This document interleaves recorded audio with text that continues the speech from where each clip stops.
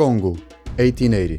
A Portuguese expedition to the most unexplored region in Central Africa rapidly takes a dark turn. Afonso Ferreira, famous explorer, and his men stumble upon the impetuous death of one of the group's members. Now, deep in the most inhospitable African jungle, the men fight for their lives, while primitive and voracious creatures await them in the shadows. This is the synopsis from our first volume of the series, that got a special edition recently. I'm here today to narrate one of the most infamous scenes from the book, while showing you some of the artwork you can find on these pages, and then also showing you some of the science behind it. So, let's begin. Away from all the confusion, Augusto, the original biologist of the expedition, liked a cigarette, peacefully, taking some time to himself, or so he thought. Right as he looks to his side, he notices a gigantic spider web, but not like a normal spider web. This one is more like a silk mat, akin to what some primitive species of arachnids, such as tarantulas, make.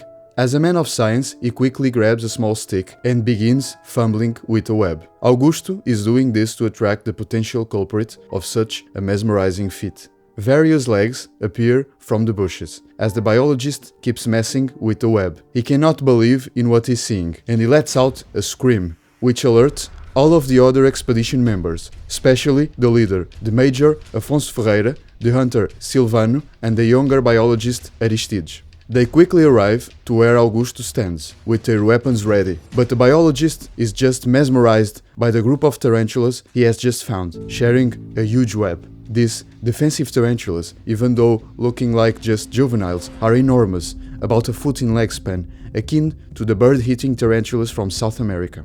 Aristides, who has been in the Congo a little longer than all the other members studying the fauna, alerts Augusto not to touch them, which he completely ignores as he gets closer to the animals. One of the tarantulas, displaying a threat pose, quickly jumps onto Augusto's face, biting him instantly. Silvano, the experienced hunter, takes a risk and fires his revolver immediately, fortunately hitting the animal and not Augusto. As the old man falls to the ground, the Major Ferreira rapidly makes sure he's fine, but he isn't. Even though conscious, the damage has been done, and blood gushes from the enormous tarantula's fangs wounds. Silvano and Ferreira rush to take Augusto to the only doctor in the expedition, while the Congolese natives are quick to start burning the tarantula's nest.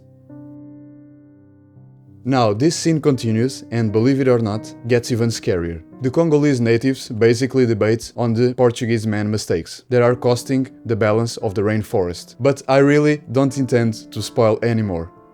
Now, let's get to the science behind this scene.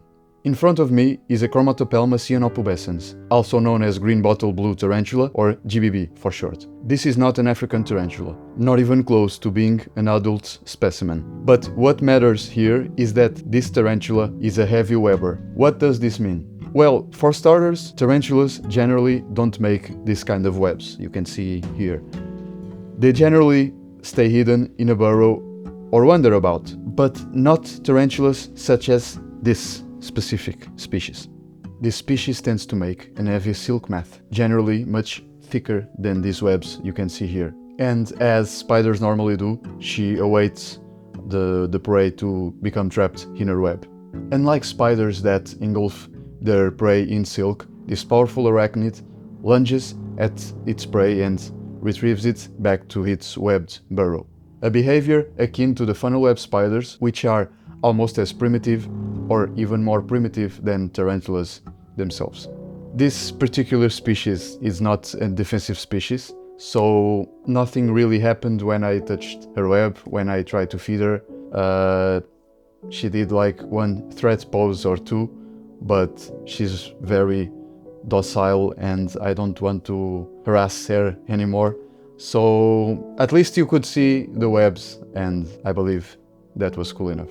Before I end this video, I just want to thank you all for your support and for showing a peculiar interest in the cryptid J'ba Fofi, which is, as you may know, one of my favorite, if not my favorite cryptid. Don't forget to leave a like, subscribe and activate the bell icon. Until next time.